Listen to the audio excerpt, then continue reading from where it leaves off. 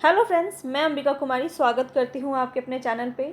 और दृष्टि the vision की बुक मैं आपके लिए यहाँ पे लेके आई हूँ।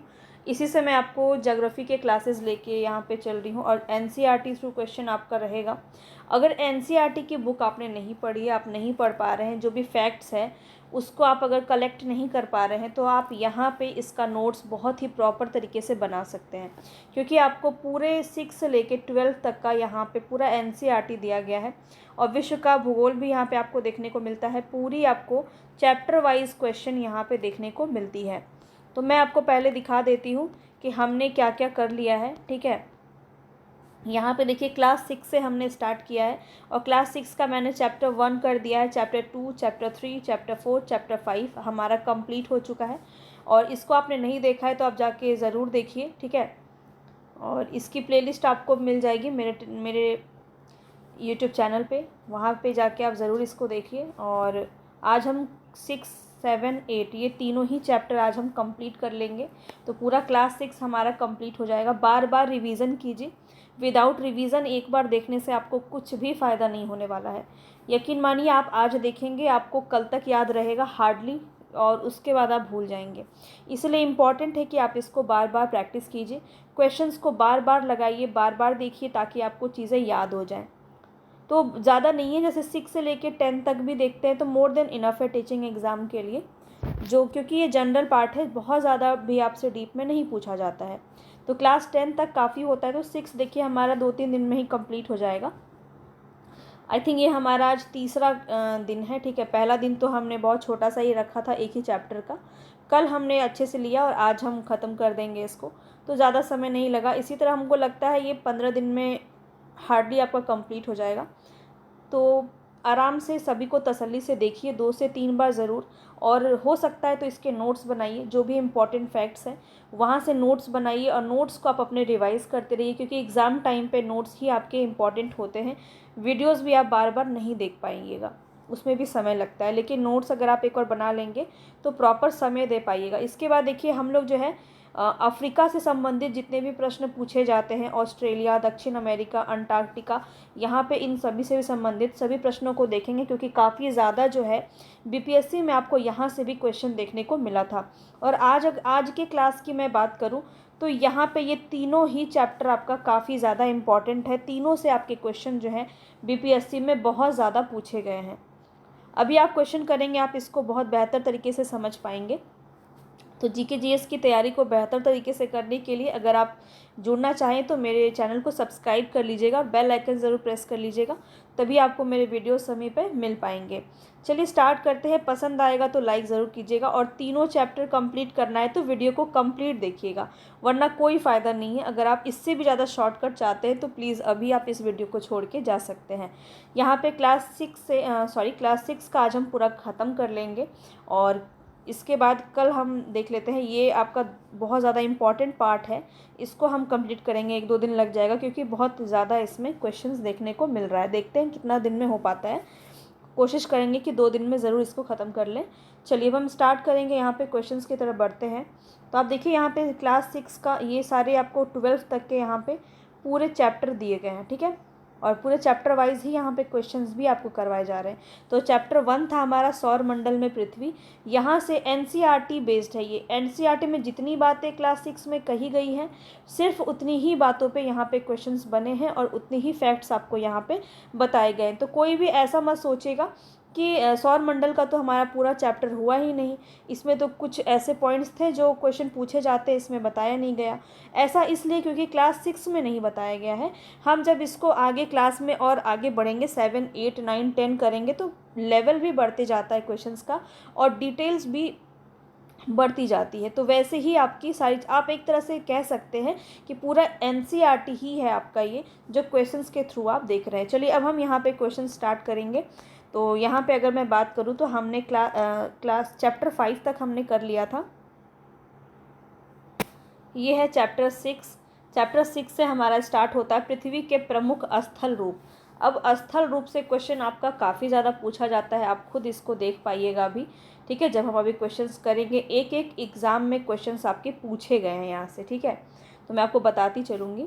और फिर मैं आपको प्रीवियस से क्वेश्चन भी करवाऊँगी, सारे ही जितने भी हैं TRE 1, 2 और 3 में भी जो क्वेश्चंस पूछे गए थे 6 to 8 में और प्राइमरी में, वो भी मैं आपको करवाऊँगी, ठीक है। सारे ही क्वेश्चंस करवाऊँगी, तो आप उससे आप आंकलन कर पाइएगा कि कितना इम्पॉर्टेंट ये सेशन आपका रहने वाला है। चलिए स्टार्ट करते हैं। पृथ्वी की विभिन्न स्थल रूपों, उदाहरण स्वरूप देखें, पर्वत, घाटी, पठार एवं मैदानों का निर्माण किन प्रक्रियाओं के परिणाम स्वरूप हुआ है? आंतरिक प्रक्रिया के कारण, बाह्य प्रक्रिया के कारण, आंतरिक और बाह्य दोनों प्रक्रिया के कारण, या इनमें से कोई नहीं? अपना आंसर आप ज़रूर देते चलिए, ठीक है। और ये आंकलन कीजिए कि आपको क्वेश्चंस आ रहे हैं या नहीं। तो यहाँ पे दोनों ही तरह के होते हैं, आंतरिक और बाह्य दोनों प्रक्रियाओं के कारण पर्वत, घाटी, पठार और मैदान का निर्माण होता है। तो इसका एक्सप्लेनेशन को भी देखना इंपॉर्टेंट है, क्योंकि एक्सप्लेनेशन में आपकी जो है एडिशनल चीज़ें भी दी होती हैं जो आपको नोट करने में काफ़ी हेल्पफुल होगा। तो विभिन्न प्रकार के स्थल रूपों का निर्माण 2 प्रक्रियाओं से होता है। पहला होता है आंतरिक प्रक्रिया के कारण, बहुत से स्थानों पर पृथ्वी की सतह कहीं ऊपर उठ जाती है तो कहीं धंस जाती है। और दूसरी जो है वो बाह्य प्रक्रिया है, स्थल के लगातार बनने या टूटने की प्रक्रिया से जो है स्थलाकृतियाँ बनती हैं। तो ये था आपका पहला क्वेश्चन। अब दूसरा हम देखते हैं। अपरदन से क्वेश्चन आपका काफ़ी ज़्यादा पूछा जाता है, निक्षेपण से। तो यहाँ पे ये क्वेश्चन का आंसर आपको बताना है कौन सा सही होगा। तो सही कथन हमें बताना है, पृथ्वी की सतह के टूट कर घिस जाने को अपरदन कहते हैं। पृथ्वी की नई सतहों के निर्माण की प्रक्रिया को निक्षेपण कहते हैं। क्या ये दोनों ही कथन आपके सही हैं? तो ये दोनों ही कथन आपके बिल्कुल सही हैं। तो सी ऑप्शन आपका यहाँ पे सही हो जाएगा। तो आपको ये बढ़िया से नोट कर लेना है, अपरदन लिख के उसके ब्रैकेट में आप लिख दीजिए और निक्षेपण, दोनों का शॉर्ट नोट्स बनाएंगे, बहुत ज़्यादा लॉन्ग नहीं बनाना है, ताकि आप कम समय में उसको रिवीजन कर पाए। तभी फ़ायदा है करने का, थोड़ा मेहनत लगेगा, मगर एक बार आप मेहनत कर लेते हैं ना तो फिर वो बहुत आसान हो जाता है आपके लिए, क्योंकि उसको फिर बहुत ज़्यादा मेहनत हर बार नहीं करनी पड़ती है। एक बार बस लिख लिया, उसके बाद आप उसको रिवीजन कर सकते हैं। तो अपरदन की क्रिया के द्वारा सतह नीची हो जाती है तथा निक्षेपण की प्रक्रिया के द्वारा उनका फिर से निर्माण होता है। तो ये दोनों ही प्रक्रियाएं बहते हुए जल, वायु, बर्फ के द्वारा होती है। तो कई बार देखिए आप, हवाओं के बहने से भी मिट्टी का जो है बहाव होता है, नदियों का बहाव होता है, यहाँ से भी जो है स्थलाकृति बनती है, अपरदन होता है। तो ये आपको जो है की पॉइंट याद रखना है कि अपरदन में क्या होता है, तो सतह जो है टूट कर घिस जाती है, ठीक है। घिसने की वजह से कहीं नीचे, कहीं ऊपर, कहीं नीचे हो जाती है, ठीक है। लेकिन निर्माण की बात जब की जाए तो वो किस में होता है? निक्षेपण में होता है। आपको थोड़ा सा की पॉइंट ही नोट करना है जो आपको ईजिली आंसर याद करवा दे या फिर आपका आंसर सही करवा दे। चलिए नेक्स्ट क्वेश्चन पे बढ़ते हैं। विश्व की सबसे पुरानी वलित श्रृंखला बताना है। वलित पर्वत श्रृंखला काफ़ी बार ये एग्जाम में आता है, वेरी वेरी इंपॉर्टेंट क्वेश्चन है ये आपका। बताएंगे यहाँ पे राइट ऑप्शन क्या हो जाएगा, सबसे पुरानी कौन सी हो जाएगी? अरावली पर्वत, ए ऑप्शन आपका बिल्कुल सही हो जाएगा, ठीक है। और यहाँ पे कुछ नाम है, इसको भी नोट कीजिए, ये भी आपके एग्जाम में पूछा जाता है। तो भारत की अरावली पर्वत श्रृंखला विश्व की सबसे पुरानी वलित श्रृंखला है और अपरदन की प्रक्रिया के कारण यह श्रृंखला घिस गई है। तो अरावली पर्वत आपको याद रखना है कि अपरदन के कारण इसकी श्रृंखला घिस गई है। उत्तर अमेरिका के आल्पेशियन और रूस के यूराल पर्वत का गोलाकार दिखाई देता है और उनकी ऊंचाई कम है।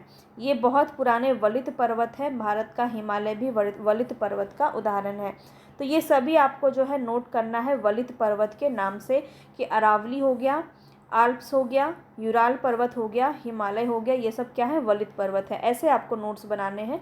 तो थोड़ा सा तरीके से सिस्टमैटिक वे में अगर आप करते हैं तो बहुत ही बेहतर तरीके से आपकी तैयारी हो पाएगी। चलिए अब हम आगे बताते हैं आपको, नेक्स्ट क्वेश्चन पे बढ़ते हैं। बताना है जिन पर्वतों पर हमेशा जमी रहने वाली बर्फ़ की नदियाँ होती हैं उसे हिमानी कहते हैं। क्या जिस समय हमेशा जमी रहने वाली बर्फ़ की नदियाँ उसे हिमानी कहते हैं? तो ये क्वेश्चन क्या आपका सही है? तो बिल्कुल सही है। पर्वतों का एक रेखा क्रम में व्यवस्थित होना ही श्रृंखला कहलाता है। ये भी बिल्कुल सही है। आपका जो इस तरह का जो होता है पर्वत, ये आपके व्यवस्थित क्रम में है, तो इसी को श्रृंखला कहते हैं, ठीक है। तो दोनों ही आपका सही है, तो सी ऑप्शन आपका यहाँ पे सही हो जाएगा, ठीक है। सी ऑप्शन आपका यहाँ पे सही हो जाएगा। अब देखिए यहाँ पे कुछ बातें आपको नोट करनी है, उसको आप ज़रूर देख लीजिए। मैं आपको नोट भी करवाती चल रही हूँ यहाँ पे, ताकि आपके नोट्स प्रॉपर बन सकें।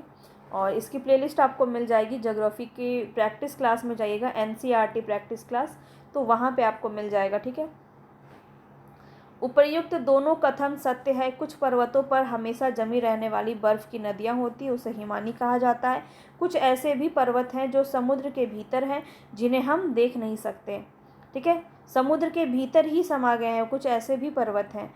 तो यहाँ पे ध्यान रखेंगे इस बात को कि उसके हम हिमानी कहते हैं। पर्वत एक रेखा क्रम में व्यवस्थित हो सकते हैं, जिसे श्रृंखला कहते हैं। और यहाँ पे आपको याद रखना है कि बहुत से पर्वतीय तंत्र समांतर श्रृंखलाओं के क्रम में होते हैं, जैसे हिमालय, आल्प्स और एंडीज पर्वत, ये सभी श्रृंखलाएं हैं।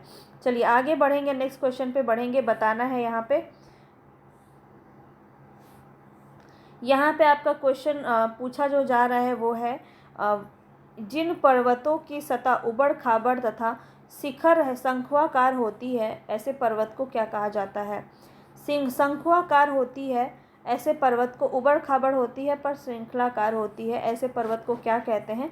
वलित पर्वत कहते हैं। ए ऑप्शन आपका बिल्कुल सही हो जाएगा, ठीक है। जैसे हिमालय याद रखिए, हिमालय, आल्प्स, ये सभी जो है वलित पर्वत के उदाहरण हैं। अब नेक्स्ट क्वेश्चन पे चलते हैं। ये क्वेश्चन आपका काफ़ी ज़्यादा इम्पॉर्टेंट है, पूछा जाता है, तो ध्यान रखेंगे। यहाँ पे बताना है कौन सा सुमेलित है। यहाँ पे सुमेलित कौन सा है, तो यूराल पर्वत ज्वालामुखी पर्वत है, बिल्कुल भी नहीं। यूराल पर्वत जो है वो वलित पर्वत है। वॉसजेस पर्वत जो है वो भ्रसोंत पर्वत का है, बिल्कुल सही है ये।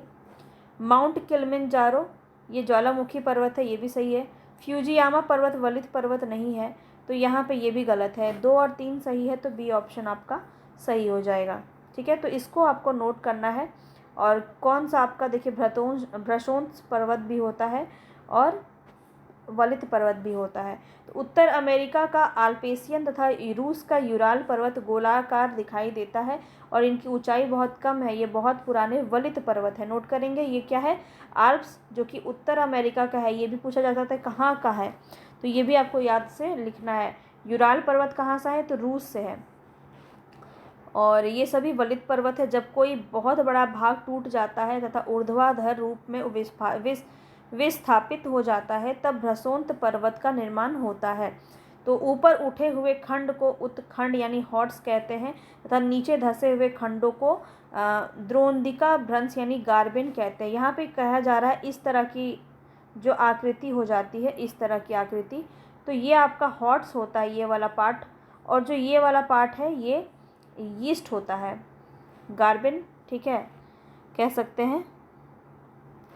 तो ये इस तरह के जो आकृति होती है वो आपकी किसके अंदर आ जाएगी, भ्रसोंत पर्वत के अंदर आ जाएगी, ठीक है।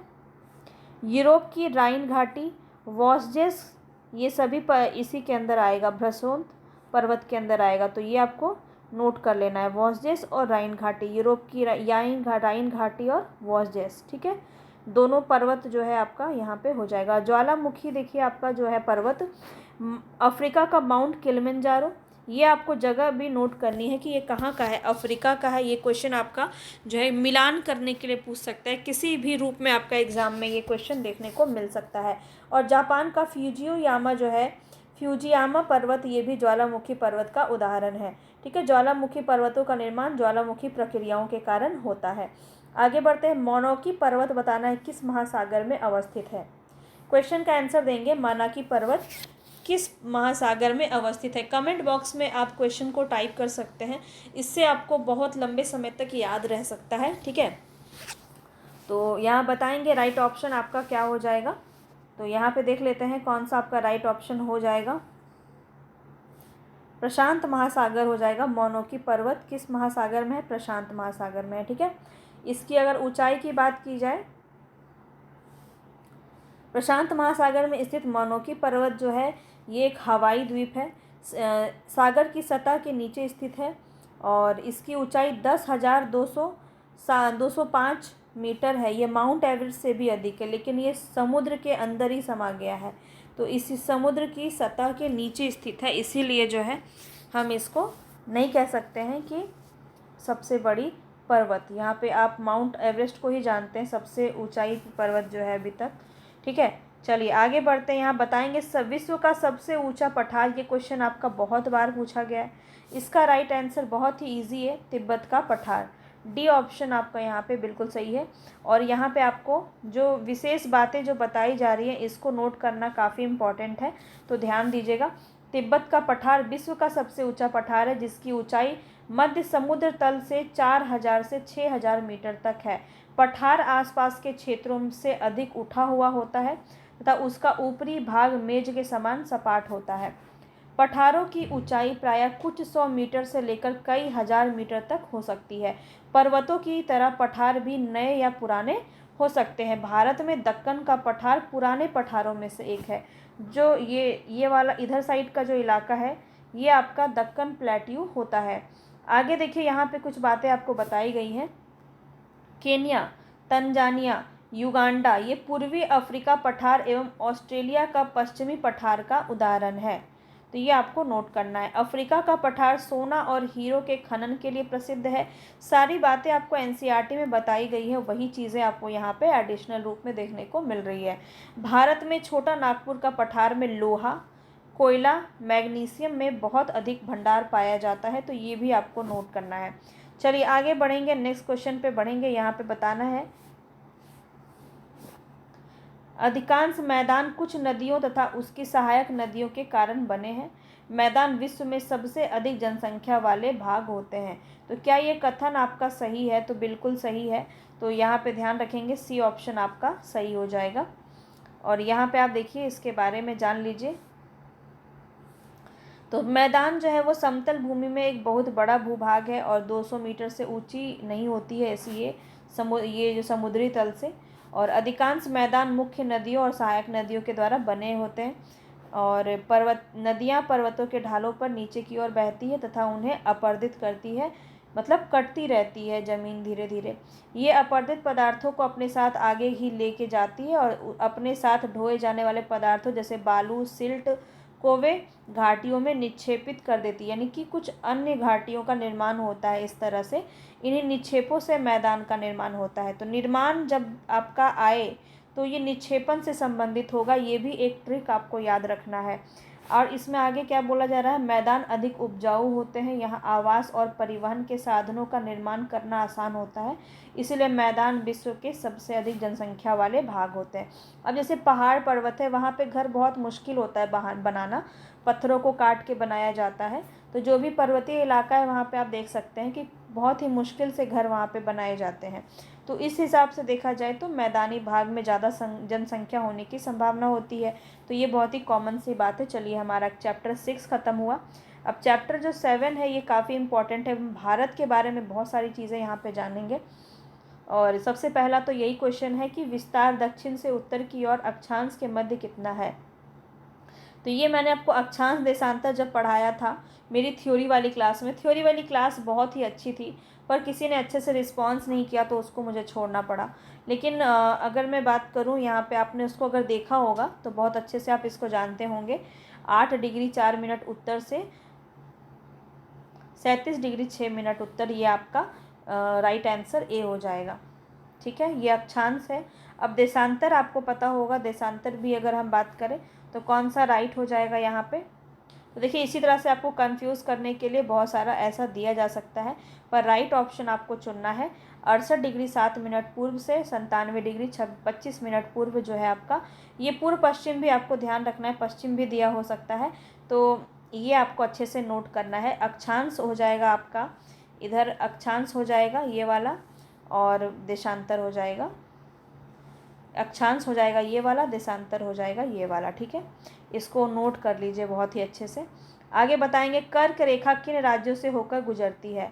आपको पता है कि कर्क रेखा मित्र पर गमछा जार बहुत ही प्रसिद्ध है और यहाँ से क्वेश्चन आपका बहुत ज़्यादा पूछा भी जाता है। बताएंगे यहाँ पे कौन से राज्य से होकर गुजरती है। तो गुजरात, राजस्थान, त्रिपुरा और मिजोरम।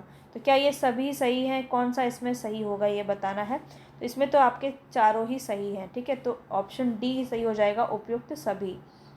तो देखिए, 8 राज्यों से होकर गुजरती है, इसको नोट कर लीजिए। कर्क रेखा देश के लगभग मध्य भाग से होकर गुजरती है और यह रेखा भारत के 8 राज्यों से होकर गुजरती है, जो इस प्रकार से हैं: गुजरात, राजस्थान, मध्य प्रदेश, छत्तीसगढ़, झारखंड, पश्चिम बंगाल, त्रिपुरा और मिजोरम। देखिए आप हो सकता है आपने जो अभी मैंने ट्रिक बताया वहाँ से भी याद किया हो, लेकिन इसको ऐसे ही याद कीजिए। हो सकता है आपसे क्रम से क्वेश्चन आ जाए, उत्तर से दक्षिण की तरफ बताइए, ऐसे भी क्वेश्चन पूछ लिया जा सकता है आपसे। सॉरी, उत्तर दक्षिण बोल रही हूँ, पूर्व से पश्चिम की तरफ बताइए या पश्चिम से पूर्व की तरफ बताइए, तो क्रम से भी आ सकता है। तो आपको ऐसे ही याद करना चाहिए। सबसे अच्छा आपका अगर तरीका है याद करने का तो वो है मैप। मैप के ज़रिए याद कीजिए, बहुत ही आसानी से आपको याद हो जाएगा। चलिए आगे बढ़ते हैं। देखिए सीमा से क्वेश्चन आपका बहुत बार पूछा गया है।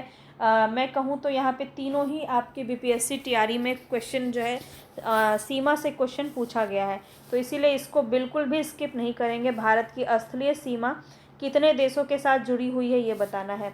तो कितने देशों के साथ जो है इसकी स्थलीय सीमा जुड़ी हुई है, तो यहाँ 7 आपका बिल्कुल सही हो जाएगा। डी ऑप्शन आपका यहाँ पे सही हो जाएगा। कौन कौन है? चीन, नेपाल, भूटान, म्यांमार, पाकिस्तान, बांग्लादेश और अफ़गानिस्तान। ठीक है। और आपसे ऐसा क्वेश्चन पूछा जा सकता है कि कौन कितना ज़्यादा सीमा मिलाता है। भारत से सबसे ज़्यादा सीमा कौन सा देश मिलाता है? तो बांग्लादेश सबसे पहले नंबर पे आ जाएगा। इसको याद किया था हमने कैसे, बताती हूँ आपको। आपने भी सुना होगा बचपन में MBA, बचपन में, ये थोड़ा क्लियर कर लेते हैं, ऐसे लिख लेते हैं, बचपन,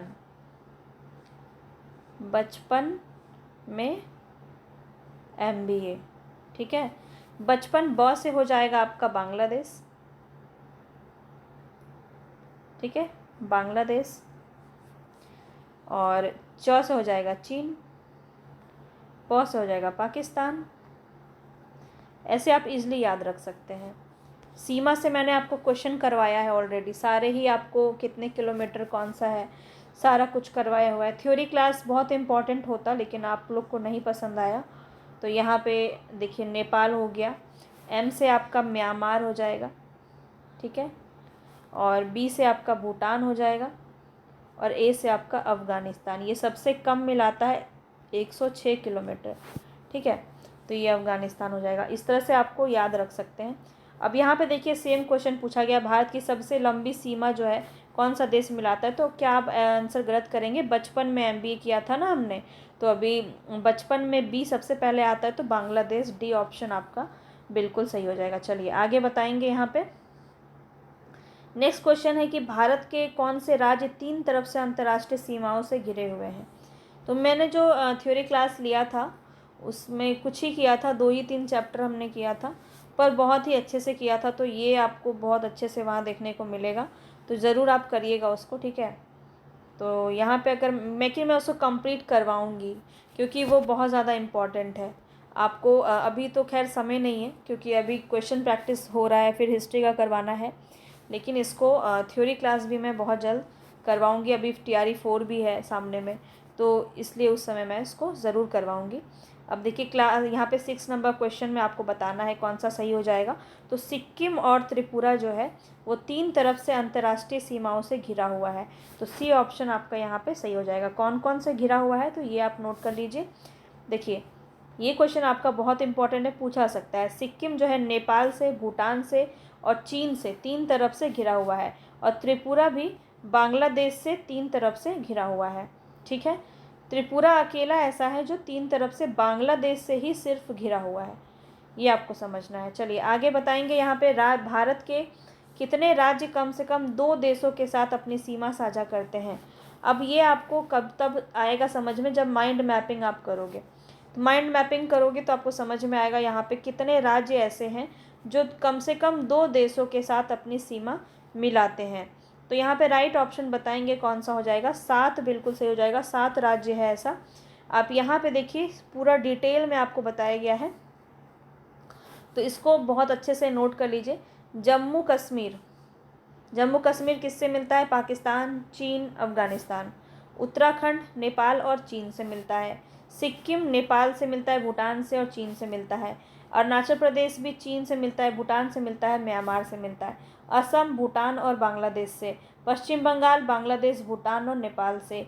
मिजोरम बांग्लादेश और म्यांमार से। ठीक है, तो इसको आप ऐसे स्क्रीनशॉट भी ले सकते हैं। चलिए आगे बढ़ेंगे।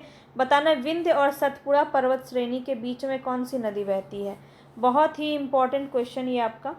बताएंगे विंध्य और सतपुड़ा पर्वत श्रेणी के बीच में कौन सी नदी बहती है? यहाँ से आपका राइट ऑप्शन हो जाएगा नर्मदा। बी ऑप्शन यहाँ पे आपका बिल्कुल सही हो जाएगा। ठीक है, नर्मदा नदी के उत्तर में विंध्य पर्वत श्रेणी है तथा दक्षिण में सतपुड़ा पर्वत श्रेणी है। इस तरह से जैसे यहाँ पे आपका विंध्य है, ये कैसे बना दिया मैंने, ये मान लीजिए आपका विंध्य पर्वत है और यहाँ पे आपका सतपुड़ा पर्वत है और बीच में ये कौन सी नदी बहती है? नर्मदा नदी बहती है। ठीक है, तो उत्तर की तरफ कौन सा है? विंध्य है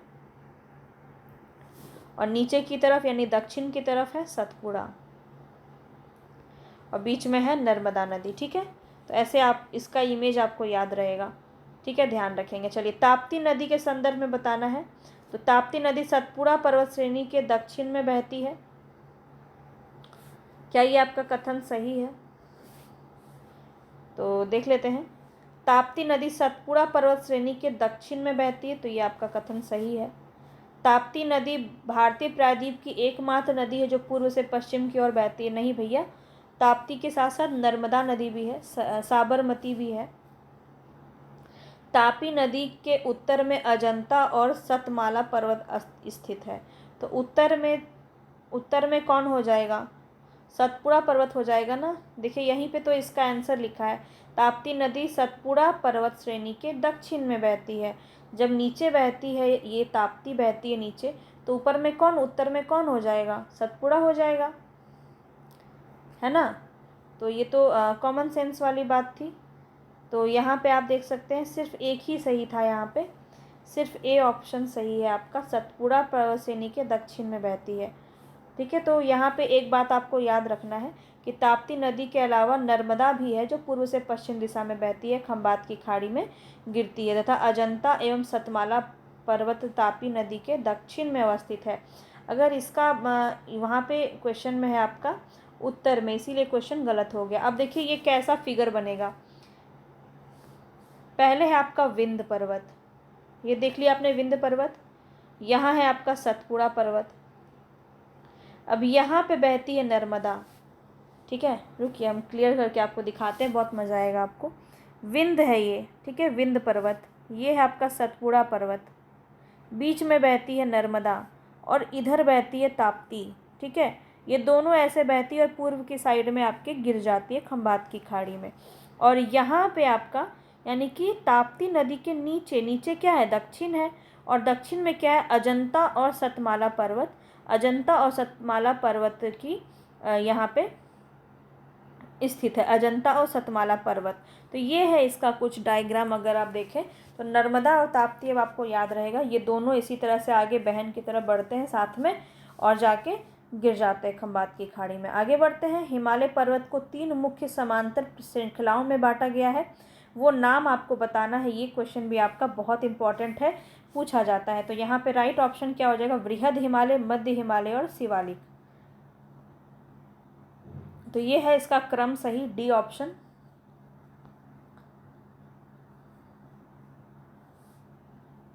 यहाँ पे आप देखिए, यहाँ पे जो बताया गया है, उत्तर में बर्फ से ढका हिमालय हमारे देश के लिए संतरी का कार्य करता है। हिमधन आलय से आपका बना है, यानी कि बर्फ का घर। हिमालय पर्वत को 3 मुख्य समांतर श्रृंखलाओं में बांटा गया है। सबसे उत्तर में यानी सबसे ऊपर में, उत्तर मतलब समझ आइए ऊपर, ठीक है, सबसे ऊपर वाली श्रृंखला को वृहद हिमालय या हिमाद्री कहते हैं। मध्य हिमालय को हिमाचल, ये आपका इम्पॉर्टेंट है, पूछा जाता है, इसको नोट कीजिए। हिमाद्री के दक्षिण में स्थित है शिवालिक, सबसे नीचे होता है ये, सबसे दक्षिण में ये आपका होता है। और हिमाचल आपका मध्य प्रदेश, मध्य हिमालय में होता है। तो ये आपको नोट करना है। चलिए, महानदी के बारे में क्वेश्चन है आपका, नीचे दिए गए कौन सा है यहाँ, डेल्टा कौन सी नदियाँ बनाती हैं? तो महानदी नदी गोदावरी, कृष्णा और कावेरी, ये चारों ही आपके डेल्टा बनाती है। तो यहाँ पे डी ऑप्शन आपका सही हो जाएगा। नर्मदा और ताप्ती नदी क्या बनाती है? एस्चुरी बनाती है। तो ये क्वेश्चन भी आपका पूछा जा सकता है, ध्यान रखें। महानदी गोदावरी, कृष्णा, कावेरी, ये सभी पूर्व की ओर बहने वाली नदियां हैं, बंगाल की खाड़ी में गिरती हैं। ये नदियां अपने मुहाने पर उपजाऊ डेल्टा का निर्माण करती है। सुंदरबन डेल्टा के संदर्भ में कौन सा कथन सही है? देखते हैं यहाँ पे। यह विश्व का सबसे बड़ा डेल्टा है। क्या ये कथन सही है? तो बिल्कुल सही है। इस डेल्टा की आकृति त्रिभुजाकार है। बिल्कुल, ये भी सही है। दोनों ही सही है, तो सी ऑप्शन आपका यहाँ पे सही हो जाएगा। अब देखिए यहाँ पे गंगा और ब्रह्मपुत्र नदियाँ जो हैं ये विश्व के सबसे बड़े डेल्टा का निर्माण करती है, जिसका नाम है सुंदरबन डेल्टा। तो ये कौन सी दो नदियों से बनती है? गंगा और ब्रह्मपुत्र। ये आपको नोट करना है। जो सुंदरबन डेल्टा कहाँ है आपका? वेस्ट बंगाल में आपका है। ठीक है।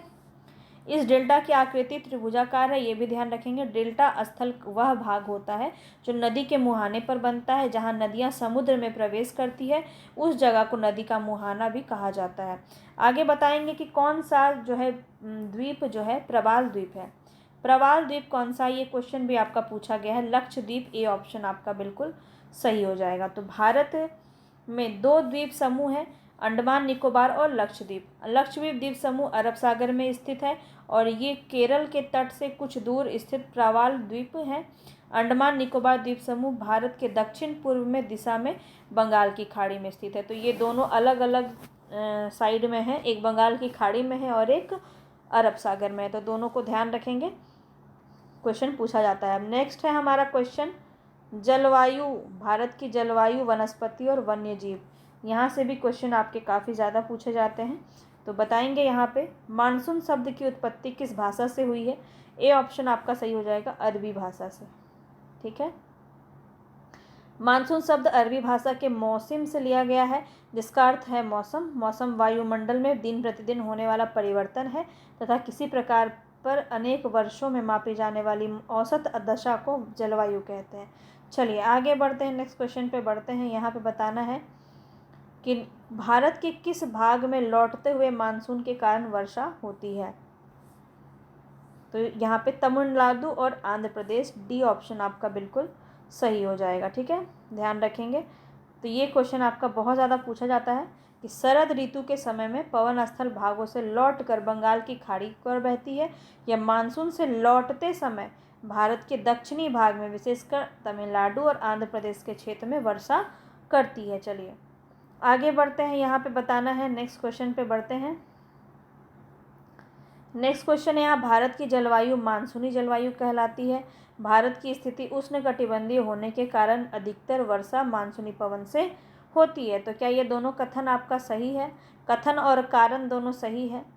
तो यहाँ पे आपका दोनों ही सही है, बिल्कुल ए ऑप्शन आपका सही हो जाएगा।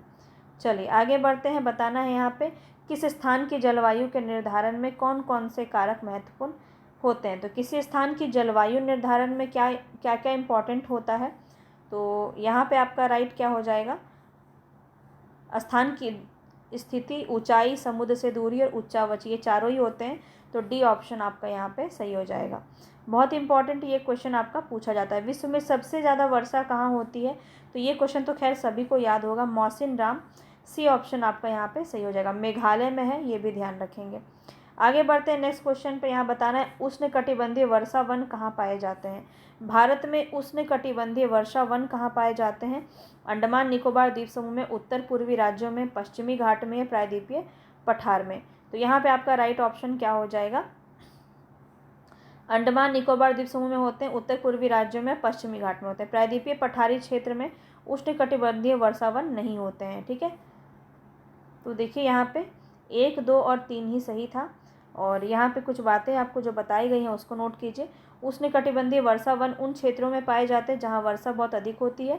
ये इतने घने होते हैं कि सूर्य का प्रकाश जमीन तक भी नहीं पहुँच पाता है। ये वन वर्ष के अलग अलग समय पर अपनी पत्तियाँ गिराते हैं। फलता वे हमेशा हरे भरे दिखाई देते हैं, इसीलिए इन्हें सदाबहार वन भी कहते हैं। भारत में ये वन अंडमान निकोबार द्वीप समूह, उत्तर पूर्वी राज्यों, कुछ भागों में तथा पश्चिमी घाट की संकरी पट्टी पर देखने को मिलते हैं। हमारे देश के अधिकांश भाग में किस प्रकार के वन पाए जाते हैं? बहुत इंपॉर्टेंट क्वेश्चन ये बताएंगे। उष्णकटिबंधीय वर्षा वन, उष्णकटिबंधीय पतझड़ वन, पर्वतीय वन या मैंग्रोव वन। तो यहाँ पे आपका राइट ऑप्शन क्या हो जाएगा? बहुत ही अच्छे से आपको बताना है। उष्णकटिबंधीय पतझड़ वन जो है, बी ऑप्शन यहाँ पे आपका सही हो जाएगा। जिस हमारे देश के बहुत बड़े भाग में उष्णकटिबंधीय पतझड़ वन पाए जाते हैं। इन वनों को मानसूनी वन भी कहते हैं। ये कम घने होते हैं और वर्ष के एक निश्चित समय में अपनी पत्तियां गिराते हैं। ठीक है, ये क्वेश्चन आपका बहुत इंपॉर्टेंट है, पूछा गया है। आगे बढ़ते हैं। जो पूछा गया है उसके लिए मैं आपको अलर्ट भी कर रही हूँ। तो कटीली झाड़ियों वाली वनस्पति में पानी की क्षति को कम करने के लिए पत्तियों के बड़े बड़े कांटे होते हैं। पर्वतीय क्षेत्रों में पर्वतों की ऊंचाइयों के साथ वनस्पतियों में भी भिन्नता आती है। तो यहाँ पे आपको बताना है क्या ये कथन आपका सही है। तो ये दोनों ही कथन आपका बिल्कुल सही है। कटीली झाड़ियों वाली वनस्पति में पानी की क्षति को कम करने के लिए पत्तियों में बड़े बड़े कांटे होते हैं। तो वहाँ पे पानी की कमी की वजह से वो पत्ते ही कांटे में परिवर्तित हो जाते हैं। ठीक है। तो पर्वतीय क्षेत्र में वनस्पतियों में पर्वतों की ऊंचाई के साथ साथ वनस्पतियों में भी भिन्नता होती है। तो ये बात आपका सही था। दोनों ही वही बातें यहाँ पे आपकी लिखी गई हैं। चलिए आगे आपको बताना है, बहुत इंपॉर्टेंट ये आपको बताना है। यहाँ पे राइट क्या हो जाएगा, देखिए यहाँ पे बताएंगे कौन सा आपका सही होगा। रोजवुड और महोगनी किस प्रकार की वनस्पति में होता है? पीपल, नीम, खैर, बबूल और पाइन, देवदार। ये सारे आपके क्वेश्चन जो है पूछे जाते हैं यहाँ से। तो रोजवुड जो है महोगनी और किसके अंदर आ जाएगा? तो यहाँ पे ये उष्णकटिबंधीय सदाबहार वन के अंदर आ जाएगा। पीपल और नीम देखिए काफ़ी ज़्यादा प्रसिद्ध है और काफ़ी ज़्यादा ज़्यादा पाया जाता है। आप अगर देखें तो ये पतझड़ वन के अंदर आता है, इसीलिए कह सकते हैं कि सबसे ज़्यादा जो है मात्रा में उष्णकटिबंधीय पतझड़ वन देखने को मिलता है। खैर और बबूल आपका किसके अंदर आ जाएगा? कटीली झाड़ियाँ। और देवदार और पाइन आ जाएगा पर्वतीय वनस्पति। तो इसको ध्यान रखेंगे। यहाँ पे 2 4 2 4 3 1 2 4 3 1 आपका कहाँ है? सी ऑप्शन आपका यहाँ पे सही हो जाएगा, 2 4 3 1। चलिए आगे बढ़ते हैं। तो यहाँ पे देखिए इसको अच्छे से नोट कर लीजिए कौन कौन आपका। आबनूस भी एक होता है, रोजवुड, महोगनी, आबनूस, ये तीनों ही आपके सदाबहार वन है। और पतझड़ में आपका पीपल, नीम, शीशम, सागौन, साल आता है जो कि बहुत ज़्यादा भारत में पाया जाता है। कटीली झाड़ियाँ खैर, बबूल, कैक्टस, कीकर और पाइन, देवदार, चीड़ की जो पौधे होते हैं ये सब आपके पर्वतीय वनस्पति के अंदर आएंगे। चलिए मैंग्रोव वन से संबंधित क्वेश्चन यहाँ से आपका पूछा जाता है, बताएंगे। मैंग्रोव वन के संदर्भ में कौन सा कथन सही है? ये वन खारे पानी में भी रह सकते हैं। सुंदरी इस प्रकार के वनों की महत्वपूर्ण प्रजाति है। तो कौन सा आपका यहाँ पे सही है? दोनों ही कथन यहाँ पे आपका सही है। ठीक है। तो ये खारे पानी में भी रह सकते हैं और सुंदरी जो है सुंदरवन डेल्टा के अंदर होता है। मैंग्रोव वन भी आपका सुंदरवन डेल्टा में ही पाया जाता है। तो सी ऑप्शन यहाँ पे आपका सही हो जाएगा। तो यहाँ पे देखिए आपको नोट भी करिए, यहाँ पे लिखा हुआ है मैंग्रोव वन खारे पानी में भी रह सकते हैं। यह मुख्यतः पश्चिम बंगाल के सुंदरवन तथा अंडमान निकोबार द्वीप समूह में पाए जाते हैं। सुंदरी इस प्रकार के वनों के महत्वपूर्ण प्रजाति है और इसी वजह से इनका नाम सुंदरवन पड़ा था, ये भी ध्यान रखेंगे। वन्य जीव सप्ताह बताएंगे ये कब मनाया जाता है? ये सेम क्वेश्चन आपको देखने को मिला होगा और यहाँ पे बताएंगे राइट ऑप्शन क्या हो जाएगा। यहाँ पे राइट ऑप्शन हो जाएगा अक्टूबर के पहले सप्ताह में वन्य जीव सप्ताह मनाया जाता है। तो अक्टूबर फर्स्ट वीक याद रखेंगे, ए ऑप्शन आपका यहाँ पे सही हो जाएगा। ठीक है। वन्य जीवों के निवास को संरक्षित करने के लिए एक जागरूकता लाने के लिए जो है प्रतिवर्ष जो है पहले सप्ताह में अक्टूबर के पहले सप्ताह में वन्य जीव सप्ताह मनाया जाता है। आगे बढ़ते हैं। बताना है भारत में जंगली बकरी कहाँ पाई जाती है? जंगली बकरी बताएंगे कहाँ पाई जाती है। तो यहाँ पे राइट ऑप्शन हो जाएगा हिमालयी क्षेत्र में पाई जाती है, डी ऑप्शन आपका सही है। हिम तेंदुआ, जंगली बकरी ये सब आपके हिमालयी क्षेत्र में पाई जाती है। और आज का हमारा अंतिम क्वेश्चन है ये। ठीक है। बताना है जंगली गधे, भारत में जंगली गधे प्राकृतिक निवास स्थान कहाँ है? तो यहाँ पे आपका राइट ऑप्शन क्या हो जाएगा? कच्छ के रण में, गुजरात में, ध्यान रखेंगे। जंगली गधा आपका कच्छ के रण में प्राकृतिक स्थान इसका देखने को मिलता है, सी ऑप्शन आपका यहाँ पे सही हो जाएगा। तो आप सोचेंगे कि ये इससे तो और भी क्वेश्चन पूछे जाते हैं। तो आप जैसे जैसे क्लास बढ़ेगा ना आगे, वैसे वैसे इसके जो लेवल हैं क्वेश्चंस के वो भी बढ़ेंगे। तो चिंता मत कीजिए, हम हर एक लेवल पे क्वेश्चंस करवाएंगे आपको और कंप्लीट करवाएंगे। तो यहाँ पे हमने देखा क्लास 6 हमने कंप्लीट कर लिया है। अब ये देखिए देश और उसके निवासी जो है ये एक अलग से आपकी दृष्टि बुक में देखने को मिल रही है जो एनसीईआरटी में नई नई लगी है। तो यहाँ पे देखिए देश और यहाँ पे अफ्रीका के बारे में आपका पूरा बता हुआ है, ये देख सकते हैं आप थोड़ा बहुत। तो यहाँ से देखिए ये यहाँ से क्वेश्चन आपका बहुत ज़्यादा बन रहा है, तो ये मैं आपको करवाऊँगी कल। ठीक है। तो ये आपको मैं दिखा दे रही हूँ जस्ट। यहाँ पे आपने देखा यहाँ पे आपने देखा अफ्रीका का, अफ्रीका के बाद आप देखिए यहाँ पे 2 मिनट का समय दीजिएगा ताकि आप इसके महत्व को समझ सकें, इसलिए मैं आपको ये दिखा रही हूँ। तो ये काफ़ी इंपॉर्टेंट है। फिर दक्षिणी अमेरिका से संबंधित जितने भी फैक्ट हैं जिससे क्वेश्चन आपका पूछा जाता है वो आपको यहाँ पे बताया गया है। तो इसको अगर आप कर लेते हैं तो फिर कुछ बचता ही नहीं है, बहुत ही अच्छे से आपकी तैयारी जो है हो जाएगी। तो यहाँ पे देखिए आपको इसके बाद जो है ऑस्ट्रेलिया से करवाया गया है, प्यासी भूमि का देश। क्वेश्चन आपका पूछा भी गया है ये, ठीक है। ऑस्ट्रेलिया इसका आंसर था, जो आप तैयारी 3 में ही देख सकते हैं, पूछा गया था 6 to 8 वाले में। तो इसको आप ज़रूर देख लीजिएगा। बहुत सारा जो क्वेश्चन है यहाँ से मैं आपको एक एक करके तो नहीं दिखा सकती कि ये आया था ये आया था, लेकिन बहुत सारे यहाँ पे आपके देखने को मिलते हैं क्वेश्चंस। तो ये भी आपको इम्पॉर्टेंट है। अंटार्कटिका, ये चारों आपको करवाना है। तो ये मैं कोशिश करूँगी कल या नहीं तो कल परसों 2 दिन में करवा दूँगी, ठीक है। इसके बाद हमारा क्लास 7 स्टार्ट होगा, फिर हम क्लास 7 से स्टार्ट करेंगे।